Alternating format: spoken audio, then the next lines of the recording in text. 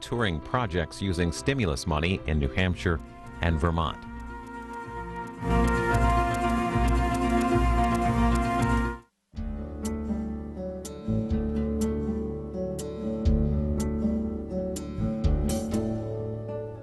This week on Q&A, journalist and author Christopher Hitchens.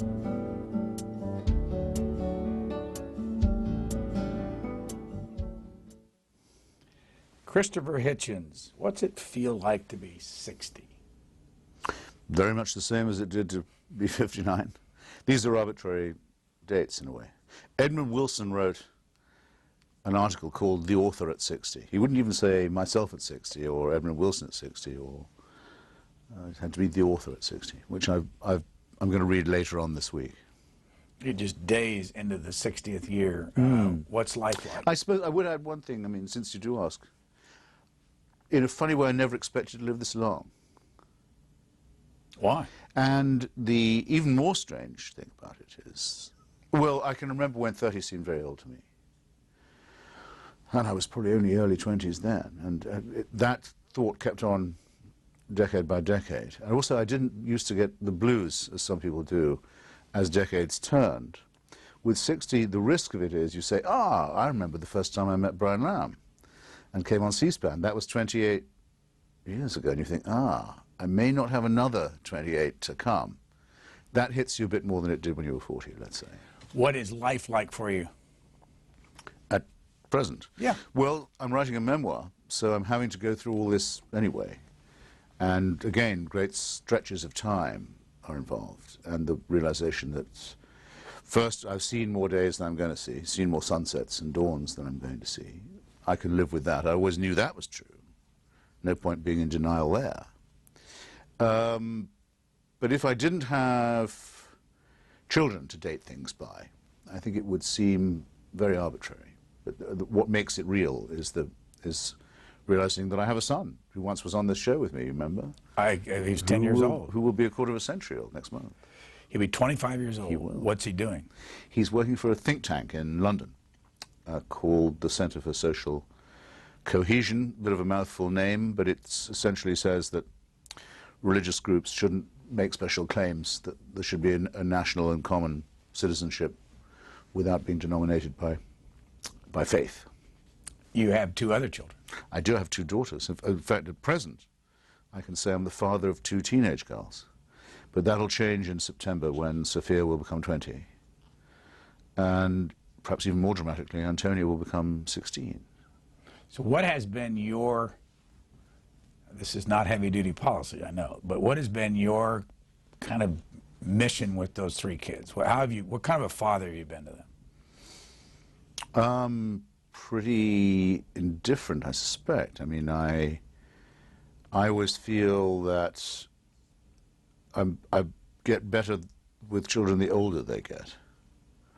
I think this is probably true of a lot of men. Though why would I seek shelter in the majority? I don't normally try and do that. But a striking thing, let's say, about women is, about both my wives, is that they know what to do when babies occur. They sort of know what to do. No, very few men do. They think somehow it seems to be a female thing when they're little, and even when they're growing up a bit. I think this is probably true to an abnormal extent with me, as it was with my own father. You hardly barely notice him until you're a bit older. And so what I hope to do to redeem how little I was involved in the infancy bit is to be a pal and a prop and a stay and a force as they become older. It's, I think, worked so far. Go back to the memoir for a moment. Yes. Where are you in that? When's it due, and how much time have you spent on it, and what's your approach to it? I spend all my time thinking about it and quite all my time writing about it. After all, it's about me, so I can always spare the time. And with luck, it'll be turned into my publisher in the fall, and that'll mean it'll be published sometime in the spring or early summer of next year. So, but give us the approach you're making. I mean, tell us one thing that's going to be in there that we don't know. Oh, I couldn't tell you just one. I mean, the theme is that of a divided self. I haven't got a title for it yet, but if it was a pop song title, it would be called Both Sides Now, I suppose, something like that. But I've often felt myself exactly split down the middle and able to see, which is an advantage, both sides of every question. Able also to take one side and take it strongly, but sometimes feel the temptation to see it from the other as well. And this has been the case with other aspects of my life. Finding out late in life that my mother was Jewish, for example, I had a second identity. Spending quite a lot of time with a wife who was Greek and trying to become, in part, a member of another society, language and culture, another, looking for another second identity there. Taking pleasure in, if you like, having it both ways, which maybe would be a good title for the book. Your first wife, you were married to her for how long? Don't let me hesitate unduly, because I was with her for longer than we were married, if you know what I mean. I remember we got married the year I moved to the United States, which was B81, but we'd been a team for longer than that, for a couple of years longer. And we were separated in '89 and probably divorced a year after. And where she lived today? In London. Your second wife, Carol Blue. It was Blue. You met her where? In Los Angeles, her native city. And what were the circumstances? I was on a book tour. When people say to me, just while I think about this, the thought we were just having, people say, isn't it a bit early to be doing your memoirs? Because after I'm only 60, and as you haven't said yet, I don't look it, but I know you were going to say that. You suddenly think, yes, maybe it is early, but you can't wait till it's too late. So if you're ever going to do it, you're going to have to do it now. I want to, speaking of how you look, I'm going to go back to '83, our first interview on book notes together in '83. And you have this? Yeah, I want you to see what you look like. Let's run this. In case I'm accused of concealing it, let me say it now. If I haven't said it already, I've already said I was a member of the Labour Party in Britain. The Labour Party is a member of the Socialist International. That's the family of socialist parties that comprises François Mitterrand, the Sandinista movement in Nicaragua, the British Labour Party, the Swedish Socialist Party, and many others. I still consider myself a member of that political family, and I don't feel that coming out with it on the air is, as it were, a confession. It's just an affirmation. If I'd known you were so interested in my private political views, I'd have put them near the top of the show. I said that was book notes. That wasn't. It was a call-in show. Yes. And that was one of the first times we talked about. Sorry, I'm just combing away my French, having looked at that deplorable young man. What did I mean by saying private political views? Surely I should have been saying there's nothing private about them. There's a slip involved there, a funny one. Sorry, you were saying. No, I just, I do have a bone to pick with you. Woof, that's a shock to the system. You promised me, I haven't seen you in a long time, you promised me that when you became an American citizen, that we would go to Monticello and I would interview you there at Thomas Jefferson's home, and I never heard from you. And you ended up, where did you go? I was very lucky. I was invited to take my oath of citizenship at the Jefferson Memorial by the tidal basin. On his birthday, the April 13th, which is also my own, though actually, of course, he was born under the old calendar, so by the time he died, his birthday is April 13th. It's also the birthday of Seamus Heaney, Eudora Welty, various others. And I took a representative group of Americans along there. But I thought it was for you to call me, not me to call you. Well, it's not too late. I've been invited to give the Jefferson lecture at Monticello. I've been a couple of times since I wrote my book about him. Why? I hope I'd really, really like to take you up on that. Why are you an American? Well, for a long time, I lived here with a green card, a platinum green card, actually, one of the old ones that never ran out, so I didn't have to renew it, ever. I had a European Union passport. I had 3 American children, American wife, all this. I thought, no one needs to change this. I got to the point where, when I came back to Dallas Airport and went through immigration and joined the right line, citizens and residents, they'd say, welcome home. That's what I felt.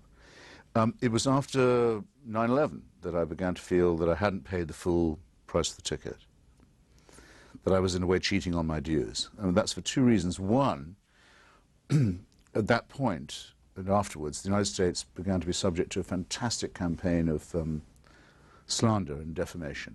People would say it's not true that the United States was attacked, the American Jews blew up, or the Israeli Jews blew up the World Trade Center, or the Bush administration did. The country's run by cowboys and thugs and Jewish neocons. And I began to feel really protective of the United States. And I'm not going to hear you say this. It's my country you're talking about. And I suddenly thought, that's actually true.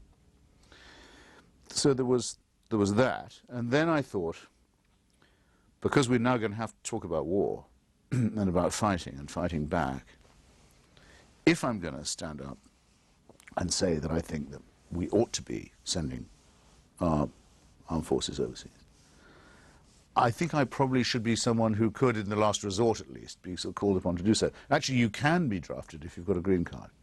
You can. But it felt a little more solid to me to be... Of course, no one's going to... The army hasn't been found yet that would draft someone like myself. I mean, not even the good soldier Schweik. But as a matter of principle. And also that I should be voting and eligible for jury duty and all the other, both duties and entitlements. So I didn't feel comfortable till I'd got that done. Did you vote in this last election? I did. I turned up early. You want to tell us who you voted for? I voted for the senator from Illinois. Why? Well, I'm not any longer a registered member of any party and don't have any ideological allegiance any longer, and in a way, McCain's position on the war was more close to my own. But I thought Obama would learn more about the war than McCain had. McCain's position was actually rather an eccentric one about Afghanistan and about Iraq. I thought Obama showed signs of having the right stuff on this. I have to say, as an admirer of Senator McCain's, I thought he was too... how do I put this without being impolite? I mean, too exhausted to be running for anything, frankly. And that his choice of running mate was quite simply ridiculous. No, much worse than ridiculous. Insulting. Not serious. I didn't think a serious vote could be cast for the Republican ticket on this occasion. So that made that bit easy. And then, I suppose I've thought for a long time, the United States has been ready for ages to prove that it will vote for a qualified black candidate. Let's get this done. I didn't think there was anything very surprising about it. I mean, all through a year people were saying things like, oh, the Bradley effect will kick in. Even if the Bradley effect doesn't, the polling machines will be fixed. If the polling machines aren't fixed, then someone will take a rifle and take the brother down. And so, no. Very interesting and impressive to see how easily it got done and how natural it seemed when it was. And though I didn't get as emotional and moist about that as some people did, it was an ingredient in making it a pleasure to vote for him. That plus, I like him as a writer, I should say. I like the way he talks, I like the way he writes. I'm impressed by his just command of English, which is the thing that matters to me the most. Did you read his 2 books? I did, yeah. What did you think of them? Well, I thought the first one was much better because it was written when he didn't know he was going to be a politician. And the second one is written under the awful knowledge that he's now in play. But even given that, you can tell he's written it himself. He's taking the risks of making various commitments he'll have to live up to. And he's got a sense of humor, sense of irony, and a really, really admirable grasp of the language that means the most to me. The day we're recording this, your name came up on the morning call-in show. It did. Before we show the clip, I don't think I'd ever expected you to be a fellow at the Hoover Institution. How did that happen at Stanford? And politically, how did that happen? Well, the Hoover Institution is very, very serious about war and revolution. That's what it's founded to consider. And war and revolution, war and counter-revolution, are the great subjects at present, or among them. Well, they're never not, but they're particularly salient now. And I've taken, I don't think a very forward position, but a very determined one, that we are at war, and that we're at war with a totalitarian enemy, and that part of our study must be how to train not just soldiers but citizens in how to fight in this war. Are you still a fellow there? I'm what they call a media fellow, visiting fellow. I mean, I'm the Roger Mertz visiting fellow, which means that I go and talk to potential journalism students. I go and talk about literature with people there, if necessary about politics too. But I regard it as one of the academic and intellectual arsenals of the country. Here, Mark Thiessen's Hoover fellow. Let's listen to what he said about you this morning. He underwent waterboarding to see what it feels like, to prove that it was torture. In so doing, he proved it was not torture. A common sense definition of torture is, if you're willing to try it to see what it feels like, it's not torture. So if I told the Christopher Hitchens, I'm going to pull your teeth out with a plier, see what it feels like, would you try it? He wouldn't try it. I said, I'm going to pull your fingernails off to see what it feels like to try it. Would you try it? No, you wouldn't try it. I'm going to put electrodes on your body and puts a few 100,000 or 1,000 volts through your body. Would you try it? No. Yes, I know what he means. I mean, there's another trapdoor, if you like, underneath my journalistic investigation of self-investigation of waterboarding, which is I knew when I went in that I could stop it at any time by making a special signal to my torturers, my self-torture. But there was only one way I felt I could advance the argument, which is to see, roughly speaking, what it's like. And, for example, in reply to Mr. Thiessen, I would say, you've heard this said, I'm sure, waterboarding simulates drowning, or the feeling of drowning. It doesn't do that at all. You are being drowned, just in slow motion. Everything in you immediately rebels against that. It's a survival question. Aha. Where is that? Is that the porpoise-like figure of... that is you. That is somewhere in the mountains of eastern North Carolina with a group of people who, a team of people who have had, let's say, field experience of this. What's this feel like right here when they're pouring water down? Well, it feels as if your last breath is about to be drawn, and your whole, you don't really have any choice in the matter. You have to, everything rebels. You have to make it stop as fast as you can. My second reply to Mr. Thiessen would be, You're just now saying I've had enough. I think that's pretty much, yeah. They say that Khalid Sheikh Mohammed lasted for something like 90 seconds. I'd be very surprised if that was true, unless he was trying to get us to kill him. Didn't they also say they did it hundreds of times? Yes, yeah, that's remarkable. The other reply I'd make to Mr. Thiessen on this point, because he's making a very serious one. After all, I was ready to do it again, and because I felt so bad about having lasted so little, I felt any Hitchens, any son of Commander Hitchens of the Royal Navy, should be able to stand up a bit more than that. So I made them do it to me again, and I lasted a bit longer this time. But, and you could say again, well, if you could stand it for 2 times, it's not torture. But the United States has always said of any regime that uses it on an American that it is torture, and that if we catch the person who did it or ordered it, we'll seek the death penalty, and has done so several times. So that it's not a matter of whether it's medieval or not, fingernail pulling, the rack and so forth, because if you allow these things, and if you say you must do them because there's a ticking bomb, or if you allow this thing, excuse me, you must do it because there's a ticking bomb, the guy's a terrorist, then what's to stop you saying, well, bring on the red-hot poker or the pincers? So put all this in the context right now. What do you think of where the Obama administration is on this, the memos, and you know, what would you do about the past? Well, at the same time I was taking my oath at the Jefferson Memorial to become an American citizen, I was a member of a, and by the way, with me was a young Marine as a witness. I wanted him, a friend of mine who'd been in Anbar province, crushing the life out of Al-Qaeda, which turned out to be a successful campaign. Very proud to have been a supporter of it, and of General Petraeus and the Sir.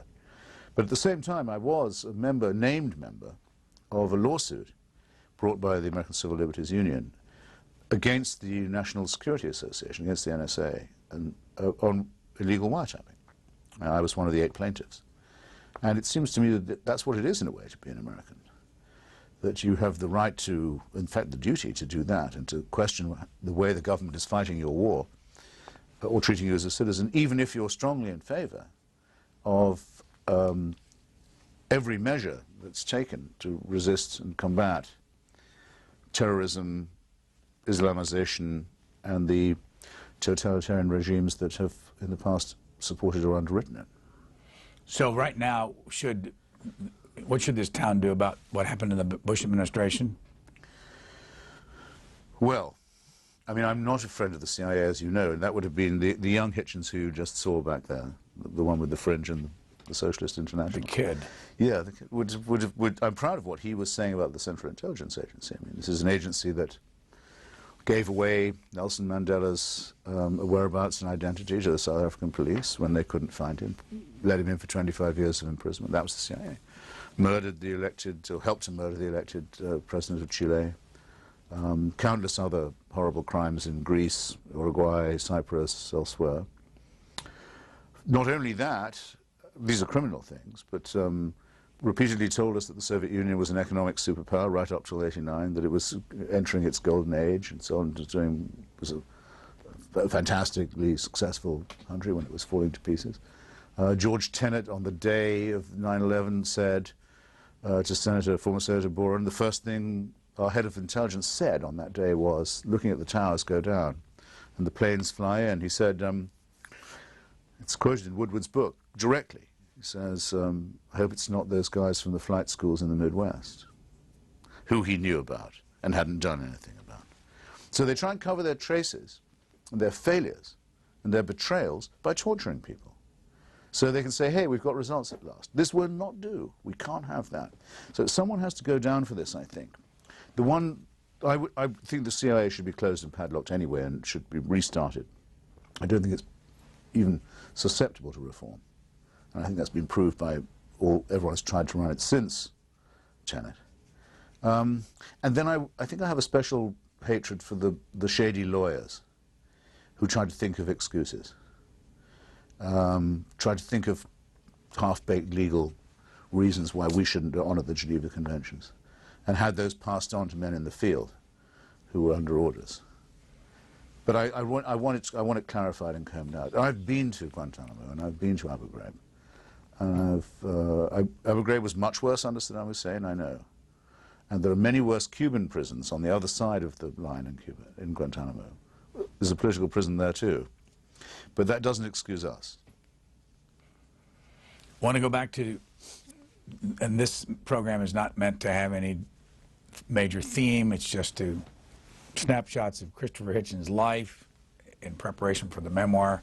Indeed. We got this off of YouTube. You were on Scarborough Country a couple years ago at the nighttime show. And let's watch this and get your reaction. This week? Let's bring a little light to this, instead of all heat, let's bring a little light to this conversation Light and comes talk from about heat. trends. Light only comes from heat. Okay, thank you so much. Christopher, hold on. Guys, stop. God bless us all. Just stop and let's have a meaningful conversation. Well, don't invite instead me of on and tell people me to talking keep on top of each other. Don't invite me on and tell me to keep quiet. Well, Don't do Christopher, that. why don't you let I came other here to people talk, talk not to for a listen to second, you. okay? You invited me to Okay, give so my anyway, opinions, not Matt. to listen to yours. Okay, well, you know what, Christopher? I'll never make that mistake again. Fair enough. Matt, here's the question, okay? Merry Christmas and good night. Your reaction to seeing yourself. I think I left that one. I think I actually walked out of that one. I thought, look, either have me on, ask my view, or don't. But don't tell me what to say, don't tell me what you think all the time. I actually corrected Mr. Scarborough. I think I improved him slightly as a host and as a talk show person. He made an obvious mistake. And you know, everyone gives themselves permission to behave absurdly when religion is mentioned. And he's just another one of those who do. By the way, when are we going to mention my new paperback version of my anti-God book? When are you going to put the title and everything on the screen? When are we going to say fine bookstores everywhere? We'll do it shortly. We're going to go back to '98, though. Okay. I want you to see I hadn't thought of it till now, but one of a relative of yours. Let's watch this. On C-SPAN's Washington Journal, the Hitchens brothers are back, one on the right coast, one on the left coast. We'll start here on the right coast with Peter Hitchens. What do you make of all of this? Well, apart from all the laughing I've been doing, I'm beginning to feel that I've come out here perhaps a little too soon. It doesn't seem to be developing as fast as everyone in London thought it would. it's filled me with a new respect for the American right. I'd up till now thought of them as rather an unpolished crew, the sort of people who tour the country calling for sexual abstinence among teenagers, for example. But now it seems that they can infiltrate a well-heeled liberal babe from Beverly Hills into the White House, get her in to see the president on this, just as he's come from church with his daughter, get her in to see Vernon Jordan just the day before she signs an affidavit, and get him to get her in to see Revlon just the day after she's signed on the dotted line. This is genius. Talking about Monica Lewinsky, that's your brother Peter. Yes, that was, well, apart from the tie, which it's better not to wear one than wear one like that. I think that's me at my best, actually. I mean, saying, okay, if you believe the liberal theory that Clinton was set up and that Monica Lewinsky was a stalker, that's the sort of stuff you're going to have to believe. What's your relationship with your brother these days? Not bad. He's, like all Hitchens is, a man of principle, able to turn a phrase in print and on the air. The main difference that we have is that he's I wouldn't say born again, but he's a very decided fundamentalist Christian, not of a fanatical sort, but of a very, very decided, very determined Episcopalian conservative sort. And with people like that, I can never be completely at ease. I just can't. Now, he lives where? He lives in Oxford, in England. But he commutes regularly. He lives between Oxford and London, where his media base is. And what was his reaction when you found out that your mother was Jewish? Well, we found out partly because our grandmother, my mother's mother, had outlived both my parents. The lady went to great age. And because Peter had married a Jewish wife. And when he took her to meet my grandmother said, "Oh, she's Jewish, isn't she?" And Peter sort of bridled a bit, and my grandmother, having no reason to keep the family secret any longer, said, "Well, I've got something to tell you, so are you." So it was Peter who brought me the news. I think I don't know why I say this, but I have a feeling I was just very slightly more pleased and interested than he was. Why? Well, among other things, he and his Jewish wife had both converted to Christianity. So it was a bit more turning over the luggage in their hold than it was in mine. So your grandmother was Jewish? My wife is Jewish also. So but your grandmother's Jewish? Yes. And then that would make your mother Jewish, and then yes, indeed. If you believe in Mosaic law, the law of return, and the Nuremberg laws, and I have problems with all these three laws, but yes, it's a matrilineal succession, and I'd certainly never, if I was asked if I was Jewish, whether the tone of voice was friendly or hostile, I would never say no. Would never be able to deny it, or want to. We'll get closer to your book on this clip with Anderson Cooper when you appeared on there and talked about the death of Jerry Falwell. I don't know if you remember this or not. I remember the event quite well, yeah. There it is. Christopher, I'm not sure if you believe in heaven, but if you do you think Jerry Falwell is in it? No, and I think it's a pity there isn't a hell for him to go to. What is it about him that brings up such vitriol? The empty life of this ugly little charlatan proves only one thing, that you can get away with the most extraordinary offenses to morality and to truth in this country if you'll just get yourself called reverend. Who would, even at your network, have invited on such a little toad to tell us that the attacks of September the 11th were the result of our sinfulness and were God's punishment if they hadn't got some kind of clerical qualification? People like that should be out in the street shouting and hollering with a cardboard sign and selling pencils from a cup. I don't know why I was so lenient on the little rat bag. He came on the television while the downtown Manhattan was still smoldering. There were cell phones screeching under the rubble, and people still alive. And he said, this is because we allowed divorce and homosexuality. The hell with him. You know... what I went on to say is that if he could have been given an enema, he could have been buried in a matchbox. And that's what I didn't get time to say on Mr. Cooper, but I got time to say later on. That's what I meant to say. How much of what you say is calculated? None. I mean, it's meant, in the sense of being, it's not done for effect, if that's what you mean. Well, I mean, not I don't say anything. No, it's a very good question. I ask myself a lot of the time because I'm often on the telly and on the radio, and I often have a book to sell, and I don't want to suspect myself of just doing things for effect. If I ever go further than I mean to, and I say something that is cheap or overstated, I always will try and come back and correct myself and say, okay, maybe that was. I don't do things just for you're pursing your lips, Mr. Lamb. No, I actually wanted to. I like to find a gifted phrase if I can and try and make it stick, make it memorable.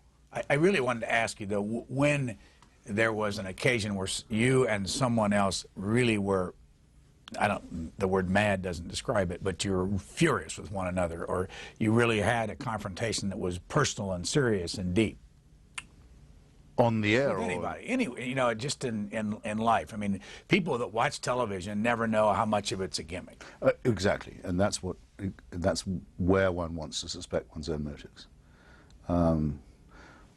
This will seem odd, but I'll answer it like this. I'm reviewing a book at present of essays by Henry Fairley. Perhaps you remember him. Quite good English-born essayist, often in the New Republic, especially in the 80s, 90s. He was a great writer and a great polemicist, but I used to think that sometimes he would feign his anger. He would think, I need to get a piece, I need to get paid, I need to get an article done.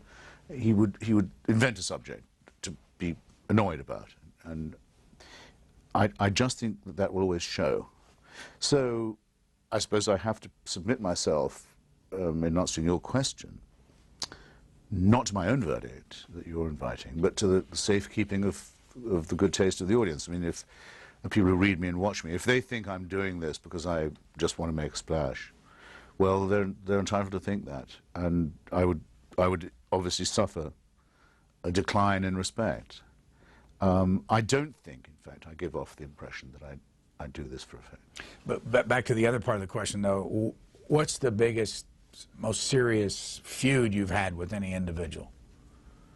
And that was real. I mean, that they weren't phony and you weren't phony, and it was... I guess it would be with Henry Kissinger and his defenders, what I can call to mind of the recent past.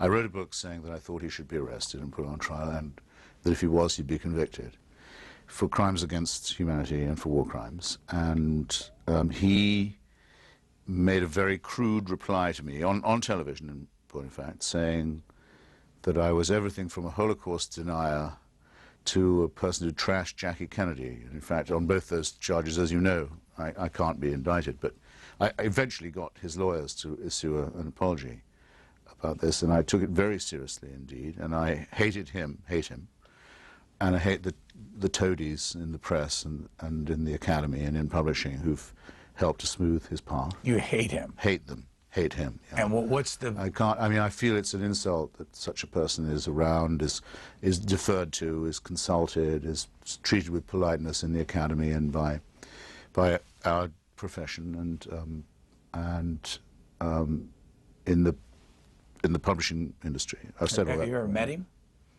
Yes, I met him 2 or 3 times. He's never been induced to speak to me, but he's sometimes had to be in the same room, with evident ill grace.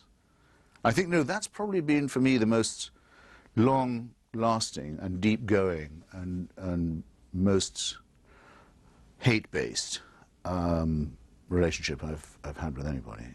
You asked about this book. We did not actually ask you on the program to talk about this book. I know you didn't, but I'm not going to let you get away with it. That's fine. No, it's how many copies of hardback did you sell? A lot, about 350,000 in hardback. And the title is God is Not Greatest now in paperback, and what kind of sales do you expect of this? Oh, I would hope even larger, because the subject has become even more acute than when I didn't broach it. I mean, it broached itself. The battle between civilization and civil society and theocracy is becoming every day much more intense and much more urgent. And the number of people who will come now to a public debate on this, I go to do this kind of debate about twice a week now, is growing all the time. I mean, the audience for the argument is enormous. Why? Well, I think for 2 reasons. One is religion is the most interesting subject of all. I mean, if you have a friend, you or an acquaintance, you know an awful lot about them, depending on whether they attribute their presence in the studio to the laws of biology, laws of nature, laws of evolution by natural selection, or whether they think that they're here because of a divine plan. It's a big difference, philosophically, morally. And so going into this means you raise all the most interesting, all the most fundamental, basic questions. That's the first thing. So it's never a boring discussion. And second, or it shouldn't be, and the second is that at the moment, if you open the newspaper and see how the parties of God are behaving around the world, everywhere from Russia to Iran to even certain parts of the United States where they think they ought to influence the education system, that people are, I think, becoming fed up with being pushed around by ordinary mammals who think that they are better than us because they have God on their side. Enough with this. It's very insulting, it's very threatening, it's very stupid, and it's becoming, and now we have the chance that apocalyptic weaponry will fall into the hands of messianic states or organizations, Armageddon-type forces. Clear and present danger. Did you ever believe in God? No. Did your parents? Yes. They must have done at some point. Well, I think my father probably must have done. I don't know this, because of course I always have this doubt about people who even affirm that they believe in God. Do they believe in it all the time? Do they believe in it every day? Do they never have crises of faith? Why do they have to keep on going to church to prove that they believe? Why isn't it simple to them? Would you say that But I mean, my father came from a very strong Baptist family. He must, when he was young, I think, have been a believer. What about your children? I wouldn't ask them, nor I hope would they want to ask me. I mean, they shouldn't. Obviously, my children do now know. They have to know what I think, because it's well known. But I would prefer that they did not. I think children should be able to make up their own minds about this. Well, I mean, my youngest daughter, for example, younger, I mean to say, goes to Sidwell Friends School, where they're not made to be Quaker, where they are taught about other faiths, and so they can make up their own minds. That's all I want for them. I would never dream of imposing it on them, and they really ought not to know what my beliefs are, at least until they're of the age of reason. It's repulsive to me to hear people saying, you know, or to see in the newspaper, a Muslim child was killed, or a Catholic child was killed in Northern Ireland, or a Protestant child. How do we know this about them? What choice did they have in the matter? What I mean is, a child victim of a filthy religious war was killed. I want to show you a picture that was in our first book notes book, right here. Yes. I don't know if you remember that When I was picture. still a smoker. Yeah, that's in Timberlake's Bar. I remember it very well. It is near DuPont Circle, and if you'll notice, this is in the middle of the day. You've got your computer there, you've got a martini on the bar, and you've got a cigarette in your mouth. And a gut like a, I don't know, sumo wrestler as well. Would you do that today? No, I had to give up smoking. Well, I didn't have to, but I made myself give up about 2 years ago. What about the drinking? And with the booze, I find it's a better servant than a master. Explain. Well, actually, though I say that in that tense, I've always thought that it's very important that it be a master-servant relationship. In other words, that you should get more out of it than it gets out of you. I've found alcohol interesting. It makes other people less boring. It's a great recommendation that it has. Some people can't write or talk or do anything much when they've had a few drinks. Without boasting, I can say that I can, and sometimes that I want to. It can be an inspiration to me. And I know that it can. I know this from friends and from relatives and from one or two episodes in my own life. It can be very bad to have too much to drink. But I have it I still think as a friend and an ally, and not as a boss or a foe. How do you, this is almost a question for a classroom, but how do you make your money? In other words, if somebody's watching saying, boy, I'd love to live the life of Christopher Hitchens. And there must be. No, but when they, I'd love to have that life of words Yes. and writing and speaking and all that. How do you, and can you make a decent living doing what you do? You can if it's all you want to do. In other words, once you've decided that all you want to be is a writer, And once you've learned that all you need really as a writer is to be able to talk, to speak, to have a voice. Many of my students say, is that all you need? You just have to be able to talk, and I say, yes, but how many of you can? How many of your friends do you enjoy listening to? Really? Do you enjoy listening to yourself? I mean, do you try and talk in sentences and so forth? They realize it's not so easy. But once you've discovered the joy of that, or in my case, just the fact that I knew was all I could do and never wanted to do, it doesn't matter. I didn't mind when I first came on your show. I made a few $100 out of it. But I knew I was doing what I wanted to do. You didn't make a few $100 coming on our show. You made a few $100 out of your writing. No, nothing out of yours. No, you actually to this day. We pay you with mugs. You used to not even pay for my cab, but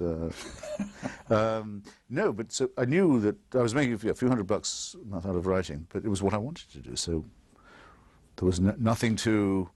Now I do better, and if you want to know exactly how I do it, it's this. Vanity Fair, the best magazine in the country, in the world, in fact, the English-speaking world, pays me a monthly retainer to write them a column about 10 out of 12 months of the year. And so I know I've got that much. It's not a fortune at all, but it's pretty generous, and I can count on it. The contract is renewed every couple of years or so. And they're fairly decent about letting me write for other people, book reviews, and so forth. And then it's got to the stage now where people will actually pay me to come and talk to them, which is better than I had ever expected. I mean, I'm going to be talking anyway, so to be paid to do it is pretty amazing. How many speeches a year would you get paid? Well, since the religion debate got really going and became a big national argument now, a big cultural question, I would say it's probably twice a week. And I do pro bono speeches, of course, for good causes. The liberation of Iraq, for example, I spent a lot of time arguing in public in favor of the overthrow of Saddam Hussein. Didn't get paid for that. This book, if there were 300-some-thousand copies of this, and you pick up $2-3 a copy, that's pretty good money. I mean, is that? And then some of my books have done okay, but I used to be box office poison for publishers. I mean, I wrote some books that I was quite proud of, but George Orwell was one I remember, and it didn't really sell at all except among Orwell fans. This one, right? And then yes, thank you. I actually found this on the remainder table. I'm sorry to tell you that. As long as it doesn't have an inscription from me inside saying, no, it does not. Saying to Angela with undying love or something. I mean, I hate it when that happens. What about your book? I'm sure that it causes controversy where you go on Mother Teresa. Did that sell? Oh, that sells a lot, especially at Christmas time. At Christmas time? Yes, ex or lapsed Catholics give it to their families for Christmas on a regular basis. And every year, it's the gift that keeps on giving. And then I teach. I teach at Hoover. And I'm a visiting professor at the New School in New York. I love doing that. I really do. I learn a lot from teaching. That's the whole point. I mean, you go through a book with your class, you think you've read it 50 times. The 51st time, you'll always still notice something you wouldn't have noticed before. You never do read the same book twice. Helps you to write, helps you to think. Does your wife work? I wish it paid more. Teaching was better paid than it was, because order that I had didn't have 3 children, because I'd love to spend more time teaching and less time just, feeding the beast. Does your wife work? She's a screenwriter, which, as you know, means that you're never quite sure whether you've sold the script or not. I mean, so the things are always in play. She's an Angelina. I have a question. I know you're not expecting this. I wasn't expecting any of them. I know, but we didn't. None of this was contrived. It sure isn't. But have you ever gotten on your Wikipedia site? No. You mean the Christopher Hitchens Wikipedia site? Yeah. No. You have never looked at it? No. I don't surf much anyway. I just want to. I got on, and it's 20 pages long. Uh-huh. And you know how this works? No, this is an area I'm very poor on. I mean, there are several websites I know about me. I dare say there's a Wikipedia one. There's a website, or there was, called Hitchens Watch or something, that was unfriendly to me. There's another one that is more friendly. I don't have time for this, to be honest. Well, the reason I ask you this is because when you Google the name Christopher Hitchens, or you Google anybody's name, more than likely the first couple of places to go is Wikipedia, and Wikipedia is written by almost anonymously by, maybe in your case, hundreds of people. Right. I found your first Wikipedia site, and you were first up, at least according to what I could find on the records, in 2003. Wikipedia is 7 years old. I just wanted you to hear what people said 6 years ago. Yeah. May 18th, 2003, first item, Christopher Hitchens. You see, we as readers don't know who wrote this, but it's a just before we go on, I would say that when I look at Wikipedia myself on a topic I know something about, I generally find it, so I may be giving a hostage to fortune here, I generally find it amazingly reliable. Well, it's not a question of reliability. It's a question that they can characterize you here, and I want to read. Well, they're free to do that. Back in 2003, yeah. what they said, whoever they are. Christopher Hitchens is a British-born American journalist, author, and self-proclaimed political gadfly. That's not true. Well, I'm not self-proclaimed gadfly. Okay, but here we are. You know, I've never said the word. This gadfly is this about week myself. in Yes. Wikipedia, and in this fact, I've disowned the word gadfly. So they're wrong right there. Okay, but that's changed since. Well, how does one get it corrected? Well, let me read to you what it's today. That's okay. gone. You have to go back and say. Today it says Christopher Eric Hitchens. Yes. Born April 13th, 1949, is an author, journalist, and literary critic. How we doing? Well, boring but uncontroversial. I know. Currently living in Washington, D.C., he has been a columnist at Vanity Fair, The Atlantic, World Affairs, The Nation, Slate, Free Inquiry, and a variety of other media outlets. And it goes on, and this is, it talks about your book, God Is Not Great and all that. But then it gets down there, it says, in 2009, Hitchens was listed by Forbes magazine as one of the, quote, 25 most influential liberals in U.S. media. The same article noted, though, that he would, quote, likely be aghast to find himself on this list, unquote, and that he, quote, styles himself as a radical, unquote, not a liberal. How we doing? It's all right. But it's getting to the point where you're getting publicity for getting publicity, which is, to me, slightly boring. I mean, well, there's too much of this stuff now. I mean, it's all sort of reputation about your reputation.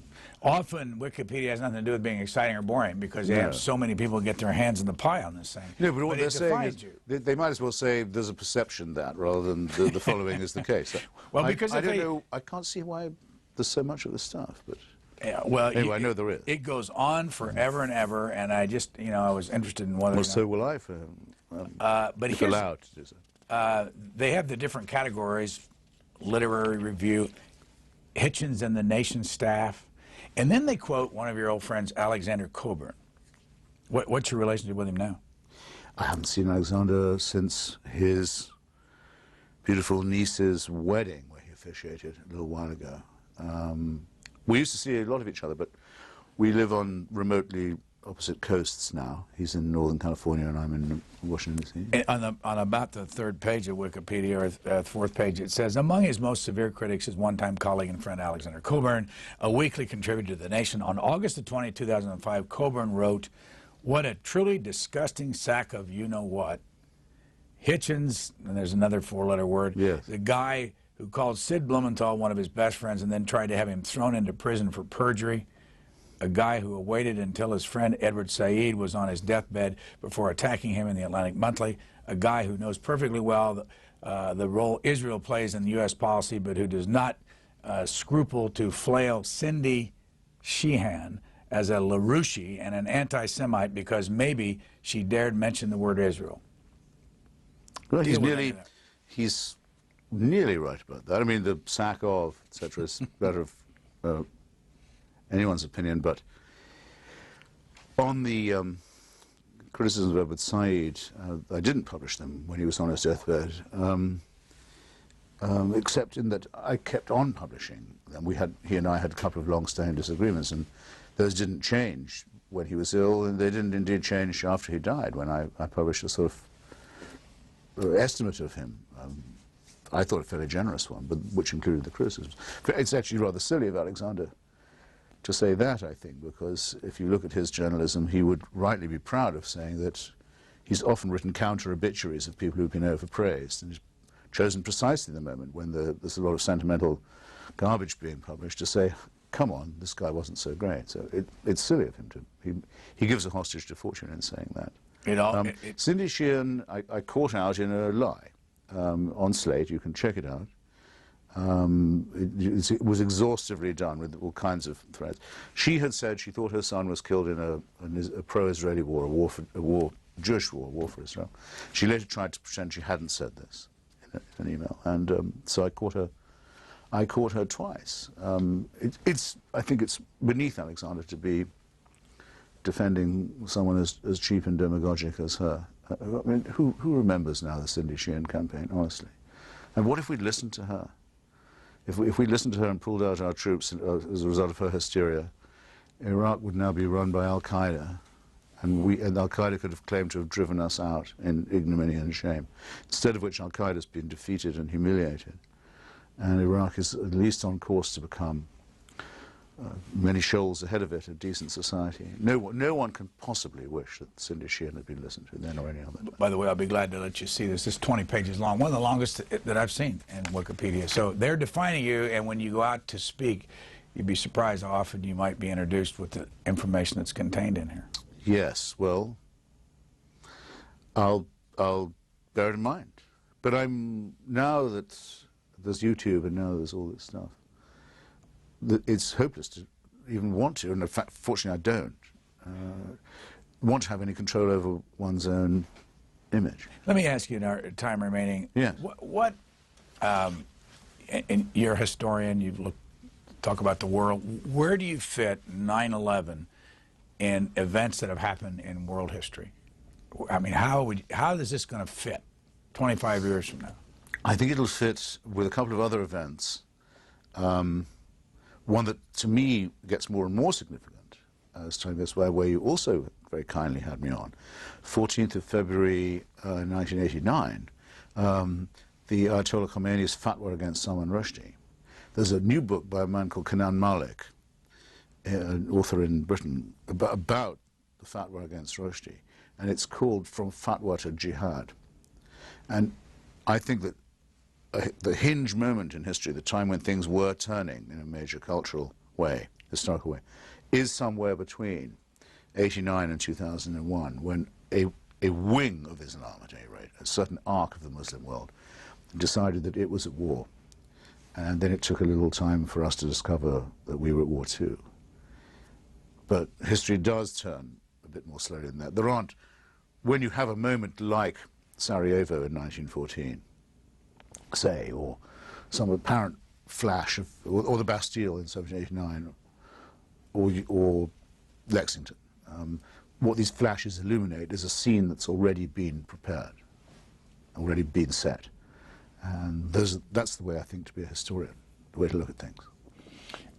One of the questions that I know I used to love to get the audience's reaction to is, on our call-in show, is America the greatest country in the world? Huh. Or as how would you answer? Well, Spiro Agnew was supposed to have said, the greatest nation in the country. Something like Gore Vidal has a wonderful take on this.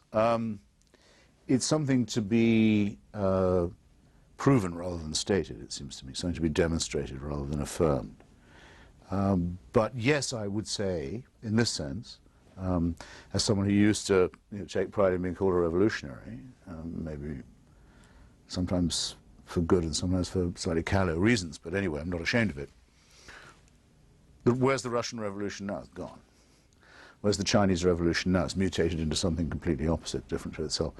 The Cuban Revolution is moribund at the best. The French Revolution, well, it did have a great effect on the Enlightenment, but it was, and I wouldn't denigrate it, it's French. The American Revolution, the one that says, build your republic on individual rights, not group rights. Have a Bill of Rights that inscribes these and makes them available and legible to everybody. Separate the church from the state. Separate the executive, the judicial, and the political branch. Do all these things. It doesn't sound like much, but it's really a very revolutionary idea. There's hardly a country in the world that wouldn't benefit from adopting those principles. I think that gives the United States a really good claim to be a revolutionary country, as well as, of course, paradoxically, it's a very conservative one. Certainly makes me very glad, very proud to have become a citizen of it. What's the flag in your lapel? That is the flag of Kurdistan. The Kurdish people are the largest people in the world, largest ethnic group, if you like, largest nation that don't have a state. The Qatari and Kuwaiti royal families have a seat and a vote at the United Nations. The Kurdish people, who are perhaps as many as 35 to 40 million, don't have any diplomatic representation at all. But they are a big part of free Iraq. And so I wear the flag as a sign of solidarity with the revolution in Iraq that removed Saddam Hussein, defeated al-Qaeda, and is trying to build a republic. We've got just about a minute left. You're always traveling. Where's your next trip? I don't know. Sorry for such a boring answer. My last trip was to Athens. Maybe that's better. So I've just come back. I'm trying to write something about the new Acropolis Museum, the greatest new museum for a long time in Europe. Be opened on 21st of June. It'll contain all the sculpture and treasury of the Parthenon and the other temples of the Acropolis, and it has room for all the stolen sculpture taken by British imperialists like Lord Elgin to be given back, so we can see how all that sculpture is symmetrical and supposed to be seen in the same place at the same time. And I've done a piece of Vanity Fair about how wonderful it'll be when we can see all that. I suppose I better mention this book one more time. If you would. God Is Not Great, How Religions Poison Everything by Christopher Hitchens. We are out of time. Fine bookstores everywhere. Yes. And thank you for joining us. No, it was a pleasure, as always.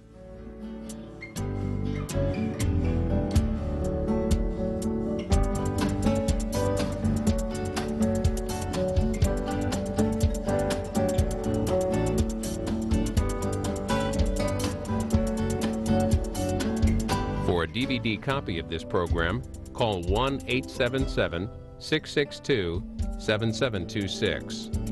For free transcripts or to give us your comments about this program, visit us at Q&A.org. Q&A programs are also available as C-SPAN podcasts.